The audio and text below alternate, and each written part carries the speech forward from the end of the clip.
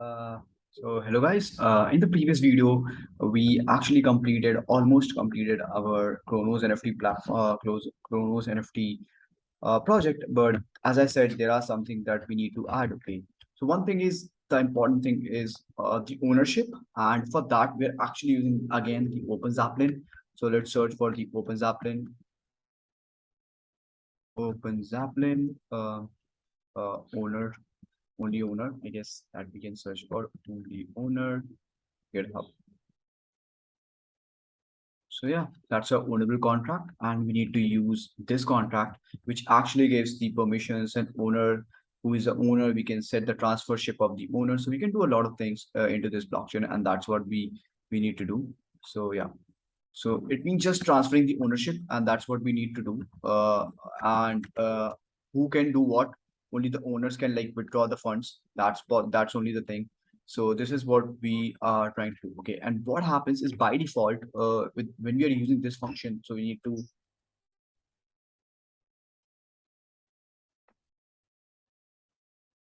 Okay, so we need to import we need to inherit ownable as well.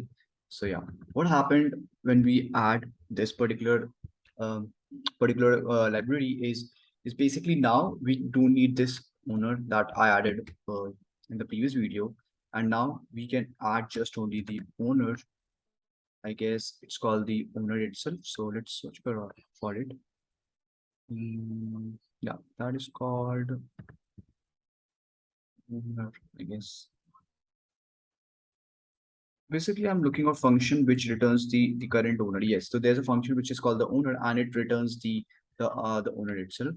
So search, and now it this will act as the owner. So whoever deploy this contract, and that becomes the by default owner, and you can transfer the ownership. So basically, you can see there's a function called the transfer ownership. So you can send the new address. The previous owner can send the new address, and they can change the other people, the owner of this particular contracts, and that's what we needed. Okay, so why I needed the owner? Okay, let's say if I want to set the new price for this thing. Okay, so I can create my own function which is called function set price, and I take the new price. So uint, it should be uint, the same thing, because I can call it a new price, and let's make it external because we don't need this function within the contract. So let's make it functional internal, and price, which is the state variable, set it to the new price. So now whatever the new price you send over here, it becomes the new price for your contract, and it basically as we are choosing over here, as we are checking this price thing over here, we can easily set the price as a own unit, because yeah, but as you can see, this is external functions, and anyone can do it. Anyone can change this, anyone can run this function. So basically we need to add this the only owner modifier, which comes directly from the code which we inherit, just only owner. So let's save it, and let's see it's compiled successfully. It means everything. So now only owner of this contract can run these functions, can set out those things. Okay, so yeah, so that thing is clear. Now the other thing is this code, this token URI and this base are only able to do the hidden collection things, not the dynamic collections, as I said earlier. So basically, what happens with this is there's only one only metadata. It means, like, let's say there is an IPFS slash 123, so that's only constant. Okay, it is not dynamic. Okay, but we need a dynamic. Let's say IPFS slash, let's say if we want a dynamic URL, means is, let's say, IPFS slash colon some content random ID 0.json. How are we going to do this? Okay, so we need to add this piece of line code, this code of line. And so basically what we do is we added a new variable, let's say uint uh, uint 56. No, not the uint is, let's make a boolean over here and call it reveal and make it as false. Okay, so by default what happens is basically every kind of the NFT generated, it's not revealed. Okay, it's just false. So if that's the case, if by that case, if reveal is there. If reveal is equals to not true, which is like false, you can return this thing, which is by default it's false basically. So it checks and it becomes true over here, and it returns the piece URI, which is IPFS slash IPFS something like that. Okay, it's not the slash zero UI. But in else other keys, what happens? This code will not run, and this code is going to run, and basically try to do the base URI, which is like the new base URI, and token ID, and just converting this token ID, because it says no way, as you can see this, there's no way into Solidity directly to convert to concatenated string. So that's why we need to use the another thing which is called I guess. Okay, let me see it. Okay, so when I try to run this code, and you can see there's the error, okay, because there's no to string and something like this internally. So I need to import again library back library, which is called the util slash strings. Okay, so let's go to this particular from the OpenZapland itself. Yeah, everything is there for with OpenZapland, so you can do a lot of things. Where it is, so it is basically inside the utils, which is I guess um, where it utils, where is utils. Let's search for utils.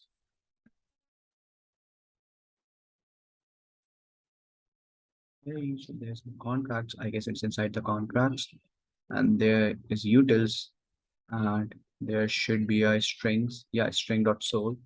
And yeah, it's very cool feature of Remix that we can directly use the package like this. So import. So now we can use this, and we also need to use this thing, which is using the strings for Unit56. So let's add it over here. So when I try to run the compile this, and now it successfully compiles. Okay, but yeah, but there's again certain issues. Let's come back to it. But let's deploy this one. Deploy it. Now as you can see, now everything is same. We can only withdraw. Okay, so let's say I sends one ether to mint this NFT. Yep, let's mint it out, and let's see it's there. Okay, and now I don't have the one Ethereum. Let's say if this user comes and try to withdraw it. Okay, let's try to withdraw it, and now as you can see, it says, okay, is it running? Yeah, it's running. Okay, so there's certain issue, I guess. Okay, okay. So yeah, basically anyone can run this function, but it doesn't matter because it's come back to the owner itself. Okay, so you can also make this function only owner if you don't want others to withdraw at any time that you want. So yeah, that's the case. So that's just you can add the modifiers, and now only owner can run this function. Yeah, whoever. Yeah. So that's also the case. And the other thing is, if of the base URI, okay, the base URI itself. So when I try to run this one for token number ID 0, which we already issue, it returns the IPFS slash content ID slash one, which nothing out there. Okay, there's no way we are can change it. Okay, and there's no function that is there to change that thing. Okay, so we need to change this token base URI. So we need to write a modification function. So let's write it down, a modification function set set token URI. We take it as the string memory. And yeah, so basically whatever the dynamic data types, if you're using it within the function, you need to use the memory keyword or the call data, but basically just to define, okay, we are using it here and only here itself. It's think about it, it's act as a RAM for this particular function. So just you want to use this particular variable here itself, because the main the thing is, because the length of strings is dynamic, so we don't know, but U56 and everything is can be calculated, but strings can't be. So that's why we need to add memory. So yeah, so that's the reason. So let's say new token URI, and again make this function as the external function because we don't want it to run it internally, and again make it as only owner. So yeah, so only owner can change the function, can change the new token URI. Okay,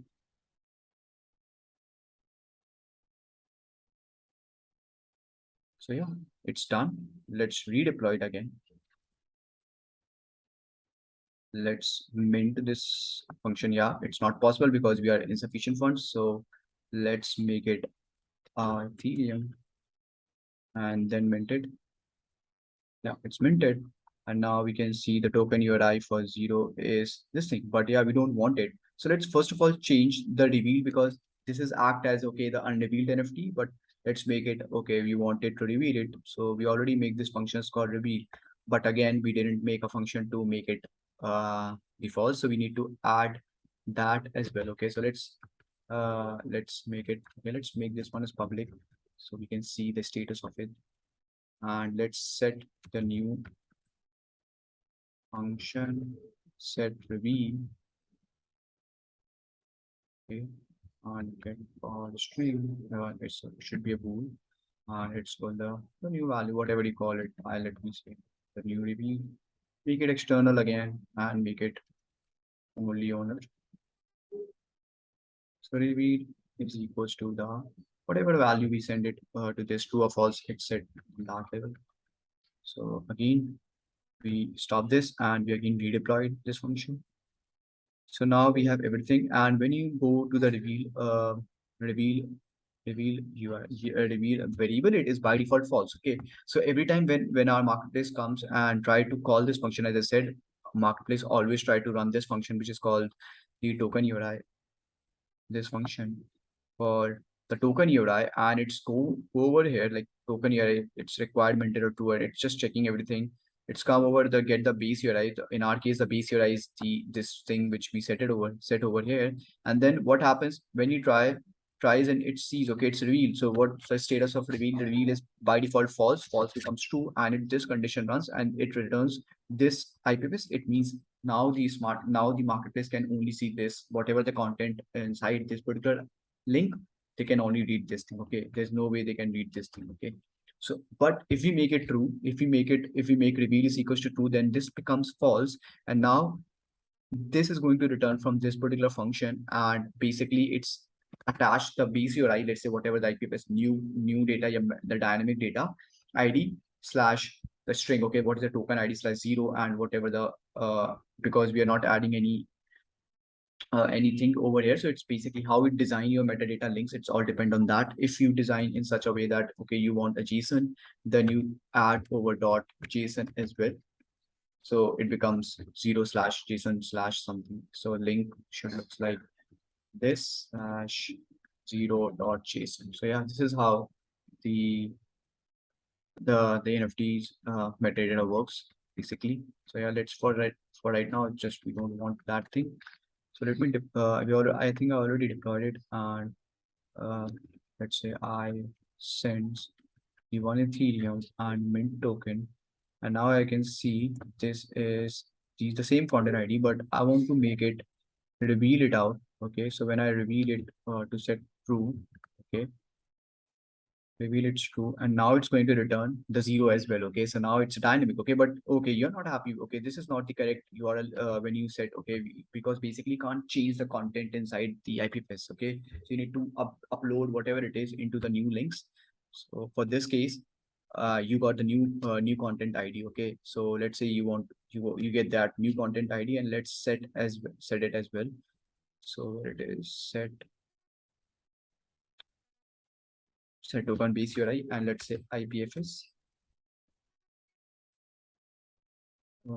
new content ID, something like that, and add slash as well.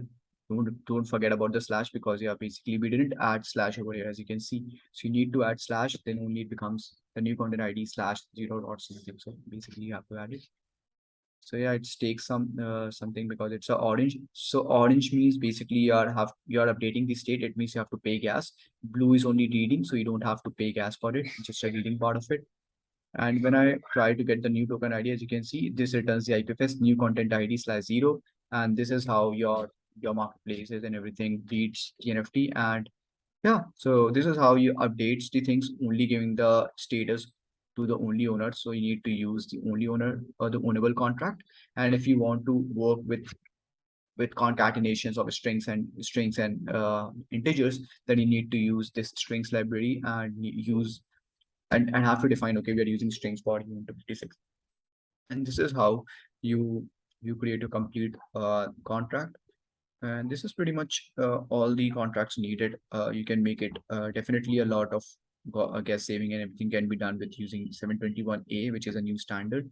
It's not new standard, it's built over 721, but it's much more efficient when you want to do a lot of minting. Let's say if you want to do, let's say you want to allow people to mint times as well, like how many quantity you want. Okay, in that particular scenario, what happens, that contract is written in a certain way.